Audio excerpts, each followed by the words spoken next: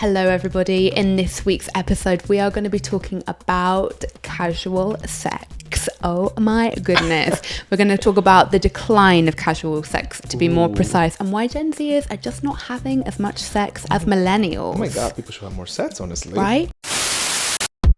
Hey Enzo. Oh, this is probably too long for a voice note. Hey Claire, I know. Save it for the podcast. Your space for an unfiltered and candid conversation. Skip the small talk and dive in deep. Hello familia. Hello familia. Welcome back to another episode number 7 of this season. This is flying by. It's absolutely flying, isn't it? Yeah. How are you, Claire? I'm good. And you know why I'm good? I'm good because the sun is shining.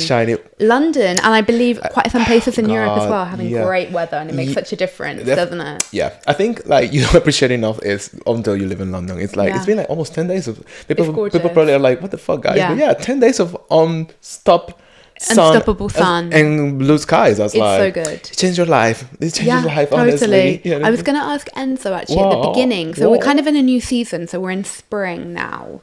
True, yeah. What are you hoping for this spring? Between spring and summer? Anything you're hoping for? You want to bring in more into your routine, your life? What a good question, Claire. You're welcome. For spring, well, hopefully if spring stays like as beautiful as it is now, I would like to do more hikes and things like that. I think like a couple of years ago, we were more into like doing hikes and going to places and blah, blah, blah. I think last year we didn't do anything. No. But I think there's like a very particular place I would like to go. I don't remember what it said, but it's very popular because it has like these arches, like a tunnel with big arches. It's not really far from London. Not Dover. No, it's not. Because you did that one. You did that one. But yeah, it looks really cool. I can like add it later. But yeah, okay. I think I'm curious if the water allows, because I hate like, you know, when people hiking and it's raining and it's like, haha, you put like a raincoat on and you go like, I hate that. Yeah. For me, I need to be like a nice day to hike and be on nature. So cute. I don't want to be wet on the nature. But yeah, I think I want to do more hikes, because I think there's like a lot of like, maybe you wouldn't think that if you don't live in London, because London is such like a city. But really nearby there's a lot of like nature, hikey, mountains, things to do, a lot of trails. So I think I'm gonna this year I want to tap more into that part. I'll come with you to keep you company / annoy you. I will invite you. Thank you. So, I have to say I have like if you're British and you're watching this, you'll know what this is, but I have a bit of trauma from like muddy, cold hikes. Because we used to do this thing called the Duke of Edinburgh Award. Have I ever told you about this? What's that? Wincy, if you're watching. If you know, you know. You know. So it's basically like this thing that was set up by the Duke of Edinburgh. Okay. And you would do it, they would like tell you at school, like, do this because unis really like it. So it looks really good on your like CV, which of course is non-existent when you're like 16. Exactly. So you have to have like a little group and you do bronze, silver and gold. I got to silver. Nice, well done. This shit is intense. You have to carry your tent on your back with like a big bag. It's like a proper... And then you hike and you have like a navigation and... Because my God, this is showing my age. I think there weren't really like phones then. Yeah, of course there were no phones. I mean, there were phones. Or maps. Exactly. I mean, there were real maps. Exactly, yeah. Fucking hell, yeah. And you have to then like you walk all day and your reward at night is to put your tent up, and then you have to cook. So you have these horrible like tins like of thing that you do like and then silver gets really serious. So you we decided to like canoe, so you have to go like along the river and like all of that stuff. That sounds kind of fun, to be honest. I do feel when it's too extreme weather wise, I'm not really that up for it. Yeah, I mean, it's miserable. It's not like oh my god, I want to do glamping. I mean, that could be nice, but I'm fine to do it like regular, but I don't want to have like any like adversity. Like I don't find excitement of like, let's fight this and let's make this happen, even if it's raining on us. It's like, fuck that. Exactly. I don't want that. Okay. Okay, so it's time for my topic. It's your week. I'm excited. So I want to talk about something quite scandalous. It's scandalous. I want to talk about casual sex. Oh my god. Claire! So the reason I'm bringing this topic is because I don't know if you've seen, but there's lots of articles and content popping around at the moment about how Gen Z are not having casual sex. Okay. So obviously something that we both can't relate to anymore. Bless them. They don't do anything. It's like nothing is happening for them. If this series can be summed up, it's like how Gen Z are just really boring. But I don't want to talk about it from that angle. I'm like, Claire, you're like a almost married lady now. I know. You're talking about casual So sex. it's sort of This is like, exciting, obviously But I something heard that, about this. you know, we cannot relate to anymore. But Yeah. that doesn't mean that we can't talk about it. We can't unpack Honestly, it. that's Dive in. And I yeah, feel like it's curious. quite a cultural phenomenon, actually. Oh. So I thought, let me bring this to the poddy. I like this. Let's start at the beginning with some statistics. And let's Okay. just see a little bit about what's going on Okay. with Gen Z and casual sex. Decline in casual sex. So there's a significant decrease in casual sexual encounters among Gen Z. Only 23% reported that their friends engage in one-night stands, Oh, wow. compared to 78% of millennials 2 Fucking heck. decades ago. Fucking heck. So basically, we were big hoe bags, and they're like not doing that. So 23% for Gen Zers, 78% for millennials, which is obviously our generation. That's like a huge It's massive, gap. right? Like, And huge. by the way, this is quite globally, so it's not just the UK. Okay, that's globally, yeah. It's quite globally. Yeah. So this was something that Oh my really surprised me. Wow, yeah. And this is that there's actually been a massive increase Mm-hmm. in pro-marriage sentiment among Gen Zers. God. How interesting. So That's- nearly wow. 2/3 of Generation X adults, so age 18 to 27, Mm-hmm. believe that marriage remains an important institution. This is a notable increase from 20 years ago, when 39% of young adults considered marriage irrelevant. So Wow. let's go into kind of why Gen Z are maybe moving away from casual sex or one-night stands. Yeah. Let's talk about, is it a good thing? Is it a bad thing? Yeah. There's other things that I want to go into, but let's just get Enzo's opinion on this from the top. Oh my lord. I think Shocked, both things right? are shocking. Like the marriage thing is very shocking because I think our generation is stepping away so much from that marriage institution. Like I think it's almost rare to find friends getting married. nowadays. Totally, yeah. I think most of my friends are not married. Yeah. Even my straight, I mean, I guess if you are gay, it's a bit more common to not have married friends because Yeah. it's whatever. But even my straight friends, that most of them are not married. There's not It's like more for convenience. it's I more convenient. find, It's not like a right? thing Yeah. anymore. So it's Yeah. interesting to see how it's changing from this generation. Somehow find that in. So basically, like, is it tied? So the stopping of casual sex is tied to the marriage thing. So they want to have sex for the first time when they get married. It's a good question. For the very first time. Let's see some reasons why Gen Z might be moving away from one-night Mm-hmm. stands. So, emotional well-being. Many Gen Zers prioritize mental health and see casual sex as an emotionally unfulfilling or anxiety-inducing. STD prevention and safety, Fair enough. with more awareness of sexual health, which I think is Fair true. enough, true. They're taking fewer risks compared to previous generations. Mm-hmm. Rise of intentional dating. So more young people want meaningful relationships rather than just hooking up for the sake of it. Changing cultural norms. There's less peer pressure to be sexually active, and celibacy or waiting for a serious relationship is more accepted. Wow. And finally, something that I thought was very interesting is the rise of the Me Too movement and consensual culture. So conversations around power dynamics, consent and safety have led to a more cautious approach to sex. Yeah. Something else I do want to go into, though, which I do find interesting, is kind of the aspect of technology and dating apps. Yeah. We've already talked about that on the podcast, so Yeah. if you haven't seen it, I'm going to link it Yeah. up in the cards Yeah. now. But do we think this kind of plays into it? I do think this stuff about, like, you know, it being quite anxiety inducing Yeah. is quite Yeah. interesting. It's something that I've never really considered before.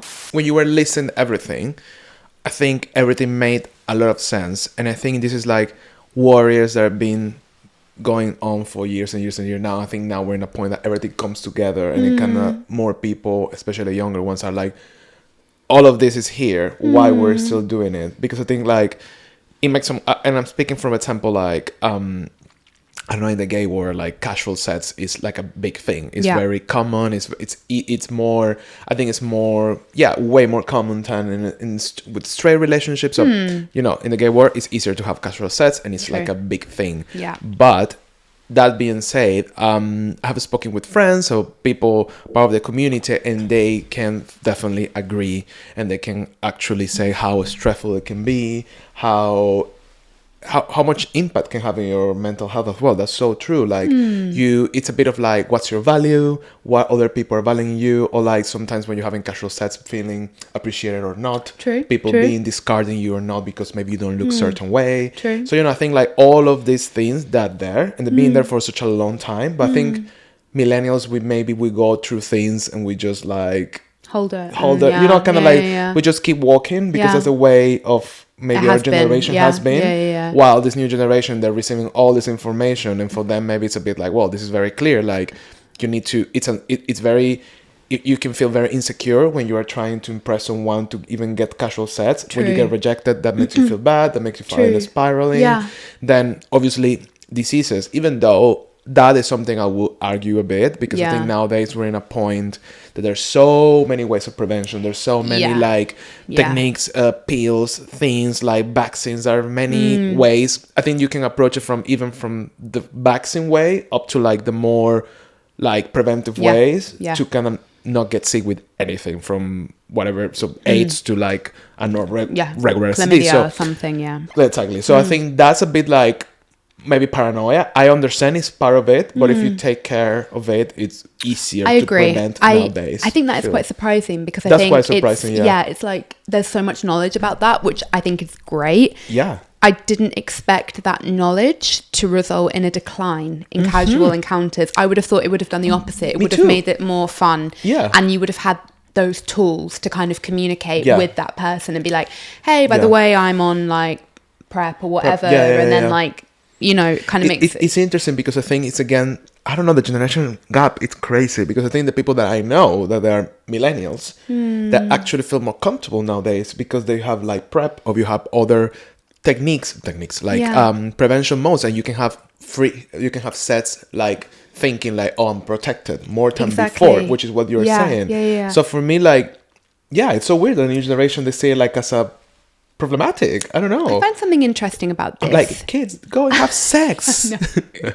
There's so many things that I want to talk about this, because I think we can talk about this so much. But do you not find it interesting that I believe in general that maybe our parents' generation, maybe they had less one night stands and less kind of sexual encounters, and then our generation, which obviously we're like older millennials, right? Because I think millennial starts from like, if you were born in the early 80s and we were born in, well, you were 89, I'm 90. So it's like, I think it's really common. Like, I don't think I know anyone that hasn't had a one night stand. Yeah, definitely. And now it's been this complete reverse into this new generation, into like the point where they're rejecting it. It's quite conservative in a way.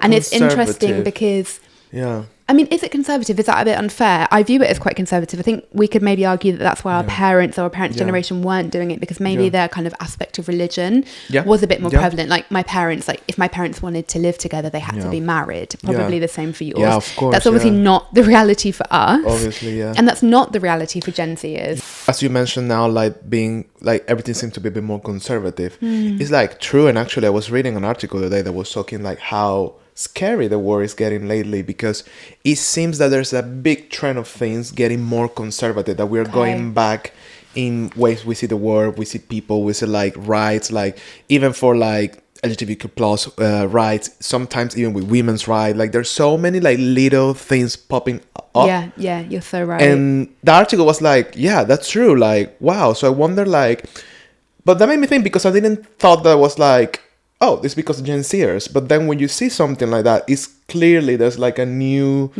wave in this new generation that thinks differently. It's interesting you say that, because when you were talking about this kind of these different pockets of conservatism kind of popping up, I was thinking about, let's not go into this too much, but I was thinking about trad wives. Those girls, like, if you don't know what a trad wife is, it's a traditional wife. So, a woman that will not work, she'll be at home, the husband will work and provide money for them both, and she'll like stay at home and like cook. Nara Smith is an example, a very famous example of a trad wife.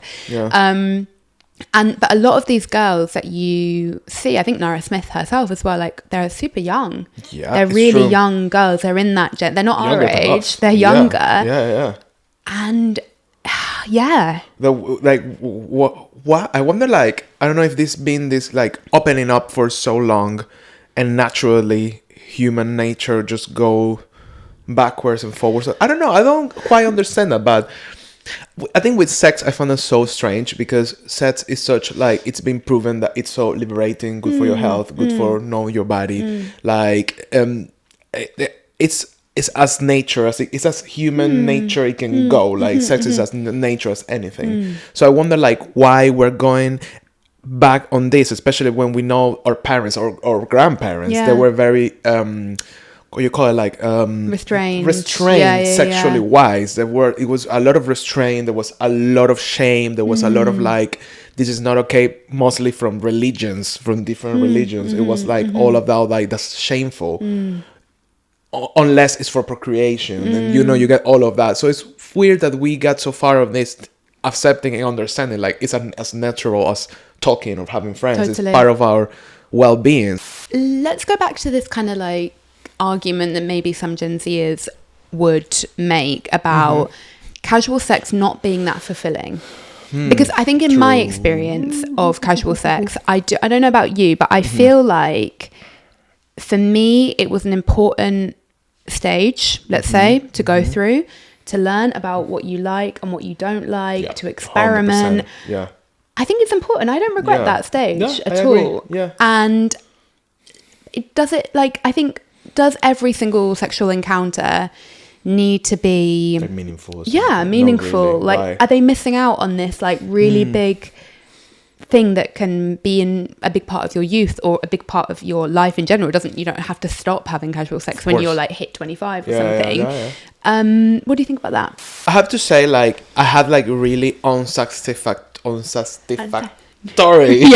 like casual sex encounters that then make you feel after like really like used or no. I think luckily I never felt that. I think a lot of people may feel like that, which is really sad. Yeah, maybe sometimes in the case of women it's even more common because it's layers, as we know. But thankfully I haven't feel like used or like mistreated or anything like that. But I did have encounters that maybe for some reason they make you feel like depleted of energy. Maybe like that's one thing that some people argue, and I can agree on that. Sometimes when when you're sharing something so intimate with a lot of random people that you don't know, it's like a change of energy as well. And some people are off, that's it, are off for you at least. And when you meet them, there's an off energy, and then imagine having sex for someone that you are there, well, okay, let's do it, what can we do?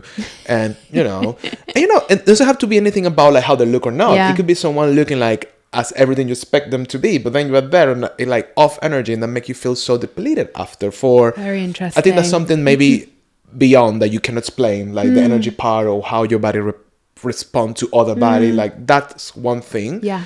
And I think maybe if you're a bit more sensitive or emotional in certain areas, it could affect you more.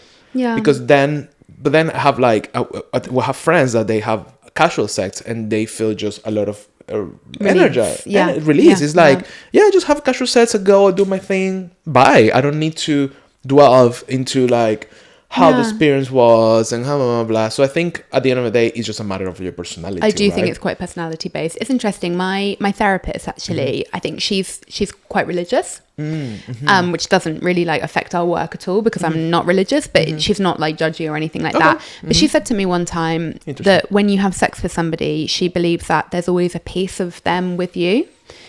Wow, that's deep. I don't think I agree. Do you? I think because it's like, it's a piece of your dick inside of you forever. Like, what piece of the other person is in you, sister?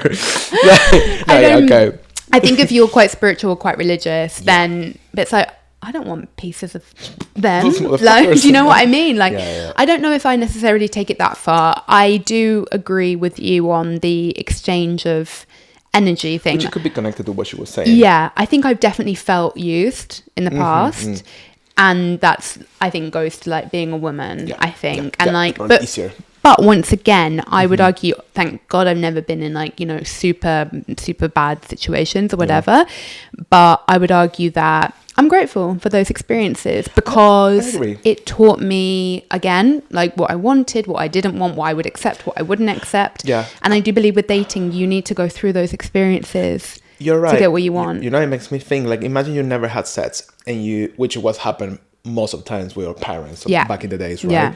And the first sexual encounter you have with a person is after you're getting married. God. Imagine having everything you say, everything, all that, like, knowledge of what you like, what you don't like, how you feel or not. And you just experience that for the first time with the person that you are legally and God and everything binded forever. Okay. And you need to go through all of that with that person. The pressure that has on you, on that person, on their relationship. So no wonder why a lot of those marriages back in the days, they were like miserable. Because obviously they cannot get divorced because blah, blah, blah. But also like, what if you don't match sexually? I think there's a lot of like of this like, oh, if you love the person, if you like the person, everything has to match. And you know, like I think sexual is a good part. And if you don't make sure you're matching before, you may like the person. It could be as beautiful as you want, as cool as you want, as everything in match. But maybe on sexual encounters, it's like chemistry, sexual chemistry. Have you experienced that? I think I experienced that many times with like people that I've been having sex, and I feel like, oh my god, this person, it's in theory like everything that I like, or wow, blah, blah, but then on the sexual side of things, it's a bit like you know, one thing that started to put me off casual sex was, not to go into this topic too much, but was my endometriosis. Oh, interesting. So kind of, you know, when I was 27, I got diagnosed with endometriosis, and I didn't know why before then that sex was often painful for me. And then I knew, and it's kind of like, it's difficult to explain, and you don't really want, don't want to be like that emotionally open with someone. Like a casual stand, be like, by the way, some positions might hurt.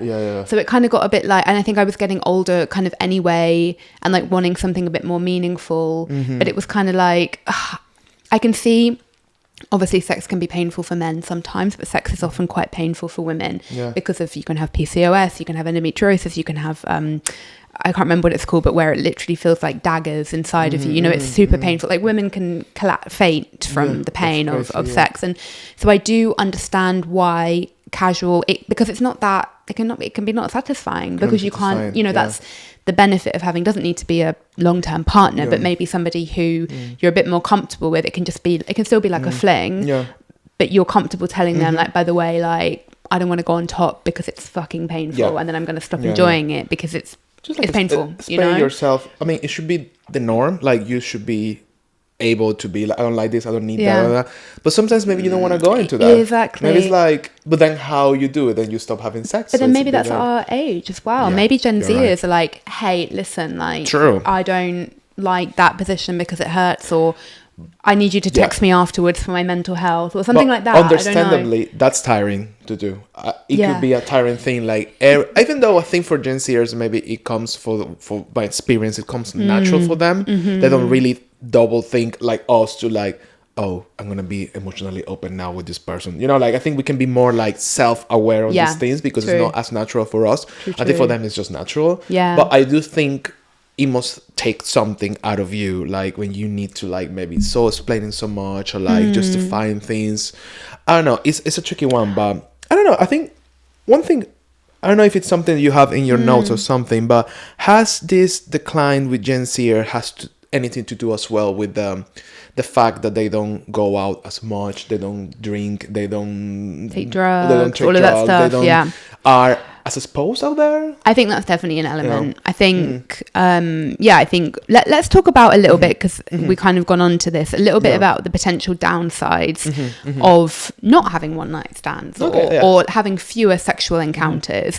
Number one, could it actually be a fear of intimacy? So the opposite to what we were talking about. So we were thinking, maybe we're the ones who have the fear of intimacy, but maybe they're the ones who have the fear of intimacy. As well. Some argue that avoiding casual sex isn't about being more intentional, but about being afraid of vulnerability and rejection. I think that's a key. Real key point. That's key, because rejection is a big one. Definitely, yeah. Rise in loneliness. So Gen Z has reported higher levels of loneliness. Could avoiding casual connections be making this worse? I'm not sure about that one, because how emotionally fulfilled do you get from one night stands or casual encounters? I do think it can help you to learn more about other people, maybe other cultures, if you're meeting people from other cultures. Yeah. But it's not like a fulfilling like a friendship. Yeah, you no, know? definitely. It might be like yeah. a fake fulfilling. Yeah, like, yeah. you know, That's a good point. just because you're with somebody doesn't mean that you're not lonely. So anyway, that's one. True. Good point. Dating app culture and paradox of choice. The paradox of choice is a big one. Endless swiping means people struggle to commit, making dating frustrating and transactional, which it certainly is, I think, on dating apps. Yeah, 100%. And then we've got what you were talking about, which is the changing social scene. So if hookups decrease, will partying and nightlife change too? Could this affect how young people socialise? Something that I would also add is, I don't think we've spoken about this, is COVID. So COVID it's 5 years this month. Yeah. Can you believe that? Yeah, it's March. It's March 2025. Wow, it's 5 years. It was March 2020. It feels like it was next, so these, you know, these Gen Zers, like they've had the last 5 years, and now they're maybe going into that like time where they're like ready to have sex and all of that. And COVID changed things a lot from even for us that we were already like formed. Yeah. Yeah. So I think that might have an impact on it. So what do you think about these? Ooh, is there anything you want to talk about from that list in particular? That I think like, I think as I was mentioning to you before about like the going out and like all the things, like I think I'm not saying like going out and going to a club and drinking, it has to be the thing that everyone has to do, but I think it does has like a big impact on the one night stand situation and learning yourself, because even though, again, I understand that it could be a bit more dangerous for women because alcohol parties, like, unfortunately, is a reality. Like, women being maybe drunk, men being abusive, taking the, that's a whole thing. But I have to say, for example, my experience, when I was young and I was clubbing, I had a few, like, one-night stand encounter thanks to going to the club. Of course. And meeting people there. Yeah.